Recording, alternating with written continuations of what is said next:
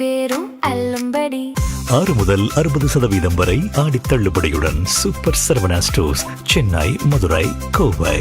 Sir வணக்கம். Sir வணக்கம். உதயநிதி ஸ்டாலின் அவர்கள் கைதாகும்போது அந்த வேனையிலிருந்து ஒரு பேட்டி அளிக்கிறார். இந்த கைதான காமெடியாக தான் பார்க்குறேன். எப்படி பார்க்குறேன்? இல்லை, அது அவருடைய பார்வை, அது வேற விஷயம். அது ஒன்றும் சீரியஸாக எடுத்துக்க வேண்டிய விஷயம் ஒன்றும் கிடையாது. ஏன்னா அவர் பேசியிருக்கிறாரு, அவரை பொறுத்த வரைக்கும் நான் அந்த மாதிரிலாம் பேசுகிறேங்கிறாரு. அதனால் இது காமெடி எடுத்துக்கிறதுனா இதுக்கெல்லாம் அரெஸ்ட் பண்ணுறதை நான் காமெடி எடுத்துக்கிறேன்னு அவர் சொல்கிறார். அவ்வளோதான், வேறு ஒன்றும் இல்லை. உதயநிதி ஸ்டாலின் அவர்கள் எதிர்கொள்கிற விதத்தை எப்படி பார்க்குறீங்க இந்த கைதை? இல்லை, அது வந்துட்டு பொலிட்டிக்கல் சகாசிட்டி. நான் என்ன சொல்ல வரேன் அப்படின்னா, அவர் வந்துட்டு தொடர்ந்து ஒரு அரசியல் பரம்பரையிலேருந்து வந்தவர். அதனால் இதெல்லாம் அவர் ஒரு சாதாரணமான விஷயம் தான். அதுவும் திமுககாரங்களுக்கு சாதாரணமான விஷயம் தான். அவங்க எமர்ஜென்சியை பார்த்தவங்க. அதனால் இதெல்லாம் ஒன்றும் பெரிய விஷயம் இல்லை. நான் எதை சொல்ல வரேன் அப்படின்னா, உள்ளபடியே அந்த குற்றச்செயல் அப்படிப்பட்ட ஒரு எண்ணத்தோடு உள்நோக்கத்தோடு உதயநிதி பேசியிருந்தால் அது குற்றமே. அப்படி இல்லை அப்படின்னா குற்றம் இல்லை. இது 2 இடம் தான், இதை தாண்டி வேறு எதுவும் இல்லை. இது காவல்துறை தவறாக பயன்படுத்துகிறார் விஜய் அப்படின்றது மட்டும் வெள்ளிடை மலை தெளிவாக தெரியுது. உதயநிதி ஸ்டாலின் அவர்கள் கொஞ்சம் இளம் தலைவராக இருக்கிறதுனால கொஞ்சம் பொலிட்டிக்கல் விஷயங்களை ஹேண்டில் பண்ணுறதுல கொஞ்சம் பக்குவம் தேவைப்படுது. இல்லை, நிச்சயமாக. அதாவது அவருக்கு என்ன அப்படின்னோம்னா, தனக்கு எதிராக அதுவும் சினிமா ஃபீல்ட்லேருந்து வந்தவர். எல்லா இடத்துலையும் வந்துட்டு பார்த்தீங்கன்னா விஜயால் உள்ளபடியே உதயநிதி ஸ்டாலினுடைய வார்த்தைகளுக்கு கவுண்டர் கொடுக்க முடியல. வெளியில் வந்து அவர் கொடுக்குறாரு ஒரே நேருக்கு நேரம் வந்துட்டு விவாதிக்கக்கூடிய அளவுக்கு அவருக்கு இல்லை. அப்புறம் பெருசாக வந்து வேடிக்கை பார்க்குறாரு. அப்புறம் ஒரு காகிதம் கொடுத்தா ஒரு மறுநாள் தான் பேசுகிறாருன்னு வச்சுக்கோங்க. அது ஒரு வேளை விஜயனுடைய ஈகோ வந்துட்டு டச் பண்ணியிருக்கலான்னு நான் நினைக்கிறேன். பட்டு விஜய் தான் அதை செஞ்சுருப்பார் அப்படின்னு நான் நினைக்கல. ஏன்னா விஜய் கூட இருக்கிறவங்க கூட அதை பண்ணலாம். அவருக்கு ஆலோசகராக இருக்கக்கூடிய மற்றவர்கள் சொல்லி கூட அது நடக்கலாம். ஸோ இதை விஜய் தான் செய்கிறாரு அப்படின்னு நம்ம ஒரு கன்க்ளூஷனுக்கு வர்றதுக்கு எதுவுமே கிடையாது, எந்த அடிப்படையும் கிடையாது. ஏன்னா விஜயை பொறுத்த வரைக்கும் விமர்சனத்தை அவர் என்னோட பேசும்போது அவர் சொன்னார், ஐயா விமர்சனம் பண்ணுங்க அப்படின்னாரு. அவர் இந்த வார்த்தையை அவர் சொல்லியிருக்காரு. நாங்கள் அது சரியாக நாங்கள் எடுத்துக்குவோம் அப்படின்னாரு அவர். ஸோ விமர்சனத்தெல்லாம் பார்த்து விஜய் வந்துட்டு அஞ்சுறவர் அப்படின்லாம் நான் நினைக்கல. ஆனால் அவர் கூட இருக்கிறவங்க எப்படி நினைக்கிறாங்கன்னு நம்ம சொல்ல முடியாது. ஆனால் விஜய்கிட்ட ஒரு எண்ணம் இருக்குது, டெமனைஸ் பண்ணுறாரு எதிர்கட்சியால். எதிர்னாலும் ஸ்டாலின் தான் அப்படின்னு பேசி அவரை டெமனைஸ் பண்ணுறதுன்னா அவர் வந்து சிறுமைப்படுத்துறது, அந்த எண்ணம் அவருக்கு இருக்குது. தன்னை ஹீரோவாக நினைக்கணும் அப்படின்றதுக்காகவே ஸ்டாலினை வந்துட்டு ஒரு வில்லனாக சித்தரிக்கக்கூடிய விஷயத்தை அவர் தொடர்ந்து செஞ்சுக்கிட்டே வர்றாரு. ஸோ அந்த எண்ணம் அவர்கிட்ட இருக்குது, மறுக்க முடியாது. இப்படி ஒரு மோசமான புகாரில் சிக்கி கைது செய்யப்பட்டிருப்பது திமுகவுக்கும் ஒரு டேமேஜ் இல்லையா? இல்லை, இது மாதிரி தவறாக இருந்துச்சு அப்படின்னோம்னா, நான் வந்துட்டு பொன்முடி அவர்கள் பேசுனதை வந்துட்டு வன்மையாக கண்டித்து அவர் வந்துட்டு ஒரு மந்திரியாக நீடிக்கிறதுக்கு வந்துட்டு தகுதியற்றவர்னே நான் பேசுனேன். அது ஸ்டாலின் வந்துட்டு அவர் மந்திரி சபையை விட்டு நீக்கினார். அதுக்கப்புறம் இந்த எம்எல்ஏக்கள் கூட அவர் போட்டியிடலை. அவர் இத்தனைக்கும் அவர் பேசுகிற பேச்சுக்கள் எல்லாமே வந்துட்டு பார்த்திங்கன்னா எந்த ஒரு தனி மனிதனையும் குறிப்பிட்டு பேசலை. ஒரு பொதுவில் தான் பேசுனார். ஆனாலும் அது ஒரு அமைச்சருக்குரிய ஒரு கௌரவமான ஒரு அணுகுமுறை அல்ல அப்படின்றத நான் கருதி அப்போ சொன்னது தப்பாக போய்டும். இப்படிலாம் இதெல்லாம் அனுமதிக்கக்கூடாது சொன்னோம்னா நீக்கிட்டாங்க அவர். நான் சொன்னதுக்காக இல்லை, பொதுவாக பலரும் சொன்னாங்க அதை பற்றி. எனவே தாவேக்கு என்ன நினைக்குதுன்னா, பெண்கள் விஷயத்தில் இவங்கெல்லாம் பெண்கள் இப்படி தான் பண்ணுவாங்க, இவர் என்ன பேசியிருக்கிறாரு ஏது பேசியிருக்காரு அப்படி தெரியறதுக்கு முன்னாடி வழக்க போட்டுட்டு அவங்க மேலே வந்துட்டு ஒரு கேரக்டர் அசோசியேஷன் பண்ணுறாங்க இல்லையா, அந்த வேலையை செய்வாங்க. இதை ஜெயலலிதா யாரும் செஞ்சதான் திமுக எதிராக. அதே தான் விஜயனுடைய அரசும் செய்துன்னு நினைக்கிறேன். விஜய் அரசு கொஞ்சம் அதிரடியான ஆக்ஷன்ஸ்லாம் இறங்குற மாதிரி தெரியுது. யாராவது கொஞ்சம் பேசிட்டா கூட ஸ்டாலின் அவரெல்லாம் ரொம்ப நிதானத்தை கடைபிடிச்சிருப்பார். நீஜர்க் ரியாக்ஷன், தொடை நடுங்கி அப்படிலாம் பண்ணக்கூடாது. நீங்கள் பார்த்துட்டு ஸ்டேபிளாக இருக்கணும், கவலைப்பட வேண்டாம். அதில் என்ன இவ்வளோ தைரியமான நடவடிக்கை எடுக்கிறாரு, அவர் தொடர் நடுங்கின்றீங்க. இல்லை, அதை ஜர்க்கு சொல்கிறேன். நீஜர்க் ரியாக்ஷன்றது என்னன்னா, யார் எது சொன்னாலும் உடனே தூக்கி உள்ளே வைக்கிறது. என்ன உங்களுக்கு தைரியம் தேவைப்படுது? உங்கள்கிட்ட அதிகாரம் இருக்குது, அவ்வளோதானே. உங்கள்கிட்ட அதிகாரம் இருக்கு, அரசு இருக்குது. இதில் என்ன வந்துட்டு தைரியம் இருக்குது, துணிச்சல் இருக்குது? சொல்லுங்களா பார்ப்போம். நீங்கள் உதயராஜ் போலீஸ் விட்டா எடுத்துகிட்டு போகிறான், அதானே, வேற ஒன்றும் இல்லை. நீங்கள் பேசாததா? இல்லை உங்கள் மனைவியை பற்றி உங்களுடைய வர்ச்சுவல் வாரியர்ஸ் பேசாததா? என்னெல்லாம் பேசுனாங்க. அவதூறுனுடைய உச்சபட்சம் அவங்க பேசுனது. அதாவது கேரக்டர் அசாசினேஷன், அதெல்லாம் சொல்ல போனோம்னா. ஆனால் நம்ம எவ்வளோ டீசெண்டாக இருக்கோம். விஜயனுடைய ஃபேமிலி மேட்டர் அப்படி எதாவது பேசணுமா?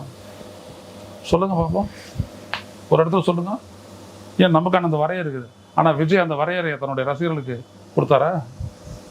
இன்றைக்கி அவரோட அமைச்சரவையில் இருக்கிறவங்க தான் அதை பார்த்துக்கிட்டான். இன்னைக்கு அட்வைசராக இருக்கிறவர் தானே அந்த ரூட்டு மாஃபியா இல்லையா? அப்போ விஜய் கண்டுக்கல. அப்போ அப்படியேப்பட்ட விஜய் தான் இவரை பற்றி சொல்கிறாருன்னா இது எப்படி இருக்குது? சிரிப்பா இல்லை இல்லையா? தன் மனைவி எஸ்டேஜில் கூட இருக்கட்டும், அப்படி பேசலாமா? பேசுறது எனக்கு அனுமதிச்சுக்கல, ஏன் அனுமதிச்சிங்க? வி மஸ்ட் டெவலப் குவாலிட்டி, அதான் கேரக்டர். நம்ம அதை டெவலப் பண்ணாது மற்றவனெல்லாம் வந்துட்டு நீ சிறுமைப்படுத்துறதுனால நீ உயர்ந்துட முடியாது, ஒருபோதும் முடியாது, அரசியலையும் முடியாது. சரி, ஜெயலலிதா எல்லாம் முயற்சி பண்ணிட்டு விட்டுட்டாங்க கடைசி நேரத்தில், எல்லாம் வேண்டாம் அப்படின்ட்டு. இப்போ உதயநிதி ஸ்டாலின் அவர்கள் இப்படி பேசியதற்காக கைது தட்டப்பட்ட போது ஒரு விஷயம் சொல்றாரு, திசை திருப்புகிற முயற்சியாக இதை தாவேக அரசு கையில். அவங்க தொடர்ந்து அதுதான் பண்றாங்க. அவங்க என்ன பண்றாங்க, விஜயனுடைய அரசியல் இருக்கிறவங்க மற்றவங்களாம் என்ன பண்றாங்கன்னா ஒரு ஃபியர் சைக்கோசிஸை உருவாக்குறாங்க. ஏதாவது பேசுறீங்கன்னா அவ்வளோதான், ஏதாவது பண்ணிங்கன்னா அவ்வளோதான், உன்னை கூட பிடிச்சி உள்ளே போட்டுருவாங்க அப்படின்ற மாதிரி ஒன்றத்தை உருவாக்குறாங்க இல்லையா? இதுதான் அவங்களுடைய ஆட்சியினுடைய பலவீனம்னு நான் சொல்கிறேன். நீங்கள் விமர்சனத்தை எதிர்கொள்ள அந்த ஆட்சி அஞ்சுது. விஜய் அஞ்சுறாருன்னு நான் சொல்ல மாட்டேன், ஏன்னா விஜய் மட்டுமே எல்லாத்தையும் செய்கிறாருன்னு நம்பலை, அதற்கான எவிடன்ஸஸ் நம்மக்கிட்ட இல்லை. புரியுதுங்களா? விமர்சனன்றது வந்துக்கிட்டே தான் இருக்கும். அவதூறுன்றதை நான் சொல்லலை, விமர்சனத்தை நான் சொல்ல வரேன். இப்போ நான் இவ்வளோ தூரம் பேசியிருக்கேன், எல்லாம் வந்துட்டு விமர்சனம் தானே. என்னைக்காச்சும் நம்ம திரிஷா பற்றிலாம் பேசியிருக்கிறோமான்னு? அதெல்லாம் கிடையாது. நம்மளை பொறுத்த வரைக்கும் அவங்க ஒரு ப்ரொஃபஷனல், அவ்வளோதான். அவங்களுக்கும் விஜய்க்குமான ரிலேஷன்ஷிப் அது வேறு. We don't comment upon that. ஆனால் அவங்க வந்துட்டு ஒரு அரசு அதிகாரத்துக்கு வந்தாங்கன்னா அவங்களையும் விமர்சனத்துக்கு உட்படுத்துவோம், அது வேற விஷயம்.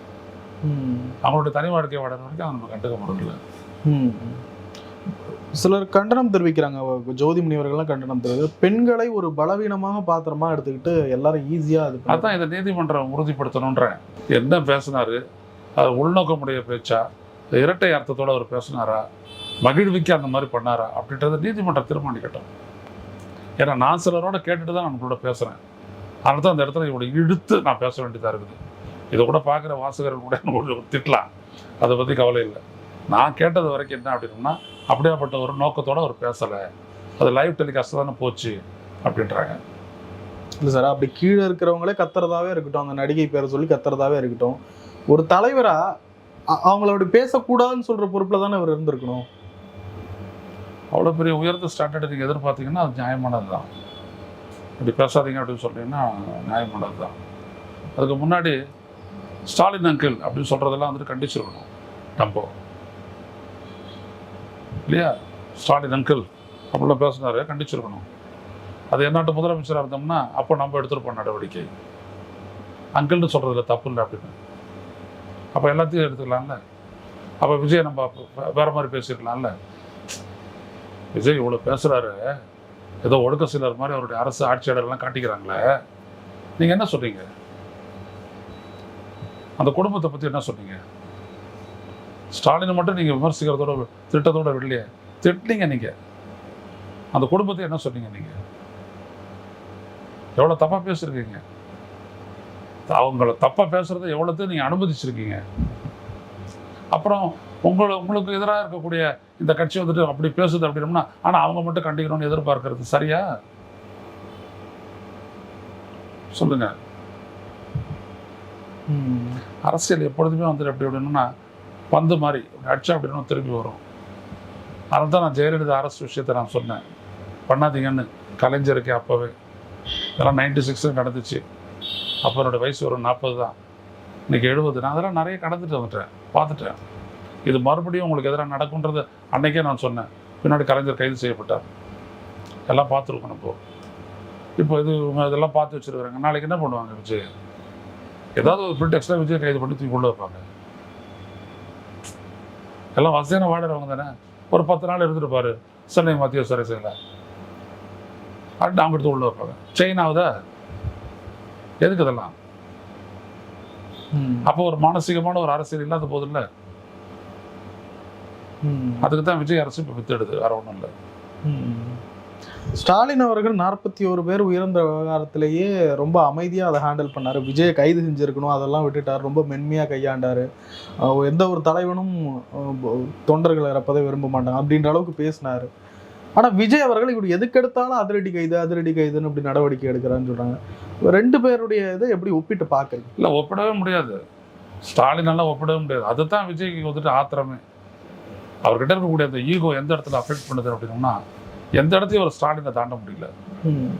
சாதனைகள்லையும் சரி. இப்போ முன்னாடி என்ன சொன்னார், ஸ்டாலின் என்ன பேசினார், இப்போ திருச்சியில் பேசும்போது என்ன சொல்லார், நான் ஸ்டாலினும் சொல்லலை, அவர் மேலே எனக்கு ஒரு அன்பு மரியாதை உண்டுன்னு சொல்கிறாருல்ல, சொன்னாரா இல்லையா?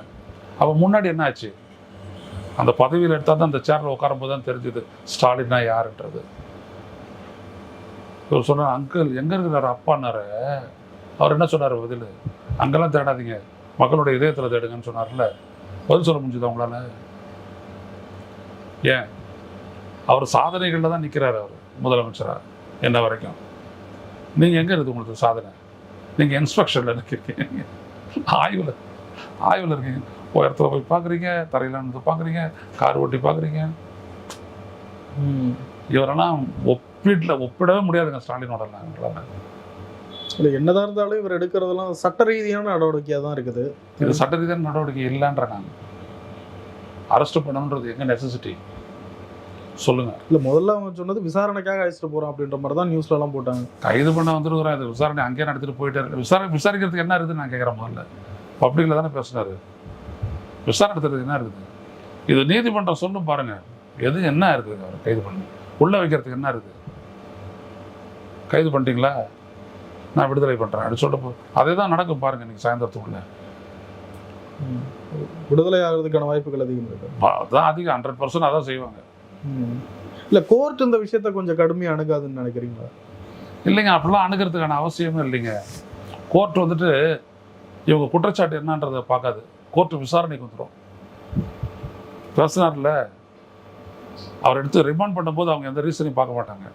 நீ என்ன காரணத்தை சொல்கிற, என்னென்ன சொல்கிறேன்னு, இதெல்லாம் பெயிலில் விட்டுருவாங்க, அவ்வளோதான். இதில் விசாரிக்கிறதுக்கு ஒன்றும் இல்லை. பப்ளிக்காக தானே அவர் பேசுனாரு, விசாரிக்க என்ன இருக்குது? ஒன்றும் கிடையாது. நான் பெயிலில் விட்டுறேன் போ அப்படின்னு.